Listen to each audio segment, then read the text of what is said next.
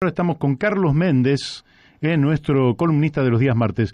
Hola Carlos, buenas tardes, ¿cómo te va? ¿Cómo te va, Mario? ¿Qué tal? Buenas tardes, ¿cómo? Bueno, la dinámica de la política chilena es aún superior o muy superior a la dinámica de la política en la Argentina, que no es poco, porque No, claro. pasar a la Argentina es como pasar un Fórmula 1, y Chile nos está pasando casi como un cohete espacial a un Fórmula 1.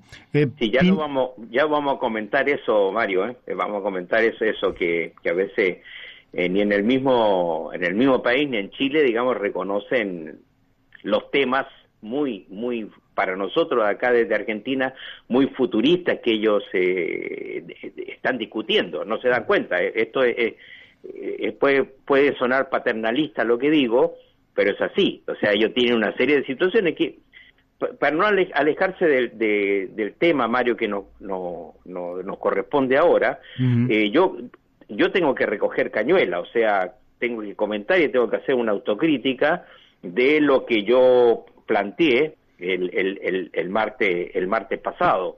Es decir, quedé un poco así, me siento como el general Araiz, que venía con la columna de tanques para la tablada y no llegó, quedó en Zárate. Bueno, acá igual, o sea, yo anuncié acá, digamos, que las penas del infierno que se venían en Chile, bueno, precisamente en ese momento, el día 27 de abril, mientras nosotros hacíamos esta columna, se habían tomado de 3 puertos, en los portuarios, se habían tomado los puertos de Valparaíso, Santiago e Iquique. Así es. Con barricada, fogata, enfrentamiento de la policía, etcétera, etcétera.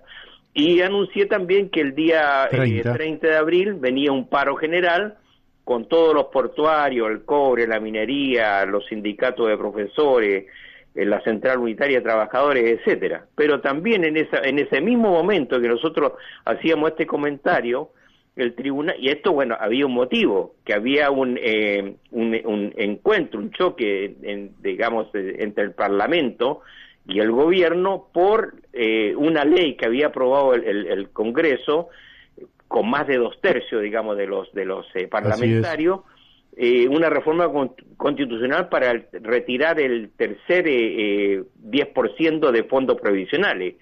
Y el gobierno no quería promulgar dicha ley y había enviado los fundamentos al Tribunal Constitucional.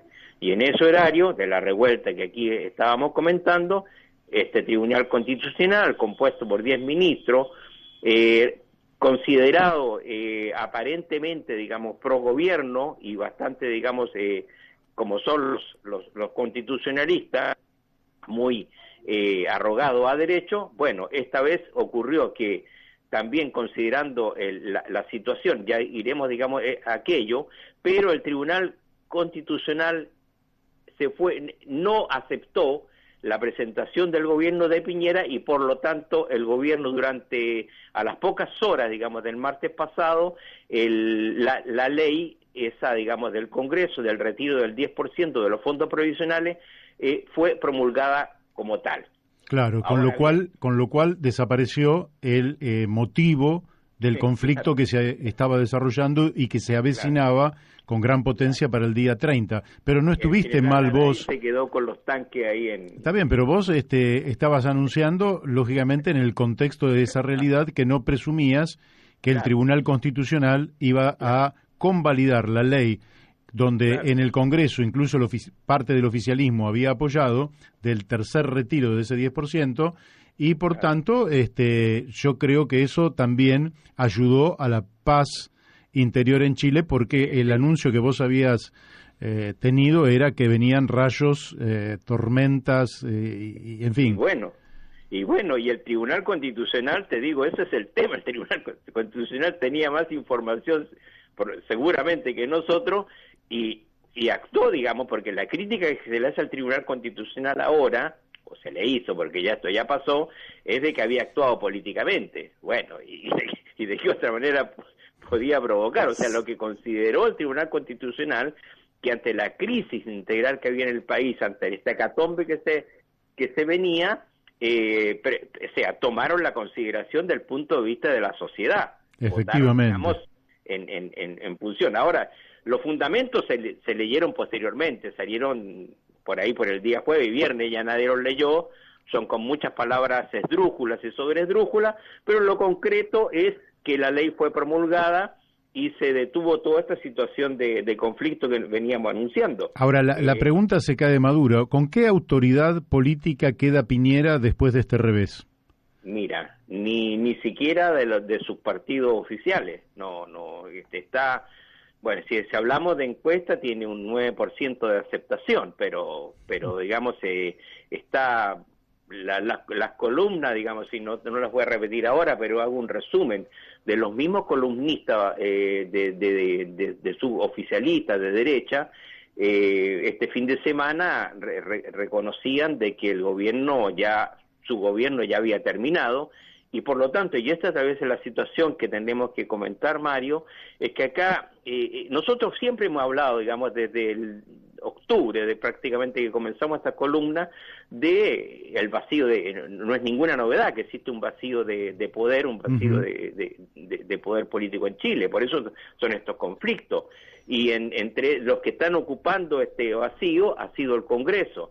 A eso se denomina entonces que existe un parlamentarismo de facto. Interesante, es un término, digamos, el parlamentarismo de facto a lo mejor va a desembocar que en la futura constitución chilena, la que se va a trabajar, la que se va a redactar, a lo mejor vamos a tener un gobierno semipresidencial, un gobierno parlamentario, etcétera, porque son las elecciones concretas que desde octubre del 2019 hasta la fecha se han ido produciendo. Excelente, entonces, excelente, porque ayer abordamos este tema para la Argentina y Humberto Ramírez Arbo, ingeniero agrónomo, que estudia este tema, dice que el presidencialismo tal cual lo conocemos en la Argentina hasta aquí ya no sirve más y que la toma de decisiones por parte de una persona aislada, sin un colegiado que la comunique con los diversos sectores de la población, ese es una metodología terminada. Quiere decir que Chile puede dar un paso hacia el futuro en América Latina que puede ser de magnitudes inusitadas y una enseñanza extraordinaria. Exactamente. Sí, nosotros tenemos gobierno, lo que está ocurriendo precisamente en esta Argentina con el proyecto de ley que presentó el presidente, digamos, que el Parlamento le apruebe más atribuciones que constitucionalmente le corresponden, saltándose, ¿no es cierto?, a esto de los DNU, transforma, ¿no es cierto?, a los presidentes también en una suerte de una dicta blanda, diríamos, en términos... Sí, es una concentración de poder que no es funcional, por otra parte, en sociedades altamente complejas como las que tenemos nosotros. Pero tengo que pasar, para aprovechar los minutos que nos quedan, a la pregunta siguiente. ¿Qué pasa con las elecciones del 15 y 16 de mayo? Bueno, ahora digamos estamos viento en popa, ya digamos no hay tutía, no hay vuelta atrás, y las elecciones se van a hacer los días 15 y 16, sábado y domingo, 15 y 16 de mayo, y se va a estar la elección. Bueno, esto va a ser fundamental, yendo al tema, al encuentro, digamos, electoral como prevención, es que acá en relación a esta crisis o situación conflictiva que se vivió la semana pasada, aquí hubieron ganadores y perdedores, obviamente. Uh-huh. El gran perdedor fue el gobierno y los partidos o dirigentes políticos del oficialismo, tanto de la UDI como Renovación Nacional, que la gente ya interpreta cuáles son, digamos, los más pegados al presidente Piñera. Esos son los grandes derrotados, digamos, de esta situación, y que obviamente que se va a reflejar en las elecciones que estamos anunciando para pocos días. Pero también, Mario, y lo habíamos comentado en la semana pasada, los sectores extremos, digamos, de la izquierda, aquellos que habíamos hablado nosotros de que había una presentación de acusación constitucional contra el presidente Piñera, cuestión de que renunciara, abandonar el cargo, etcétera. Bueno, esta acusación constitucional que está presentada en la Cámara de Diputados ya empieza a perder firmas, claro, porque obviamente, digamos, la ingobernabilidad es lo peor de lo que le puede suceder al país, más aún, digamos, en una convención constituyente, una convención constitucional. O sea, discutir temas tan profundos con una ingobernabilidad realmente es una situación que impediría desarrollos favorables a los meses que vienen. Y además que los días para Piñera están contados como gobierno, son 10 u 11 meses que le están quedando. Entonces, hacer un cambio o una interrupción institucional en este momento sería peor, digamos, que lo que puede venir por delante. Efectivamente. Me parece que, por otra parte, podría victimizarlo, podría realmente tener efectos no queridos, no deseados, que no tienen ningún sentido y además hundiría a Chile en una verdadera anarquía. Contame, ¿quiénes son los que mejor probabilidad tienen para esta elección?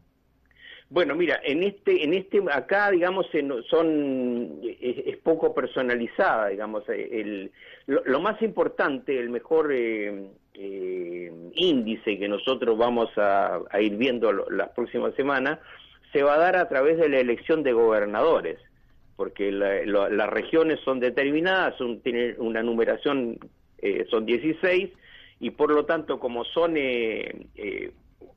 candidaturas únicas, el resultado va a ser porcentual entre quienes tienen más posibilidades para las futuras. Se especula que de las 16 el oficialismo es primera vez también que se votan gobernadores, porque los cargos regionales, a diferencia de Argentina, se llaman gobernadores, son electos por primera vez, pero no cuentan con un legislativo en cada una de las regiones. Ese es otro problema que hay que desarrollar.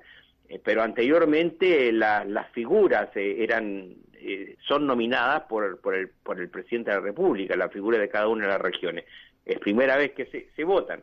Ahí se va a conocer la fuerza real que tienen los diferentes sectores regionales, independientes, partidos políticos, cuánto miden.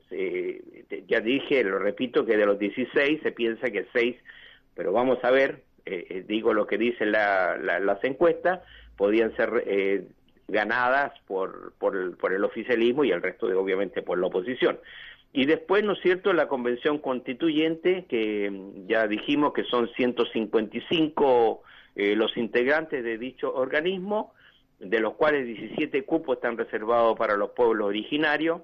También es una convención paritaria, mitad hombres, mitad mujeres, y ahí se ve, digamos, vamos a ver los porcentajes de los diferentes sectores políticos, y ahí se va a definir, bueno, ¿a dónde va a conducir? Va a conducir a hacer una limpieza, podríamos decir, entre comillas, de los precandidatos presidenciales, que en este momento están superando los 17, 18.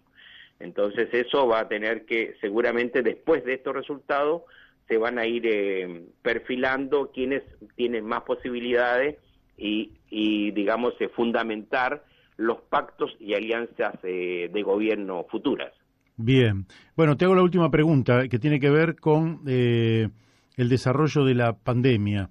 ¿Cómo está la situación sanitaria en Chile? Mira, está bastante alta, no tan alta como está acá en este momento en el país. Las vacunas, también hay un aumento bastante importante.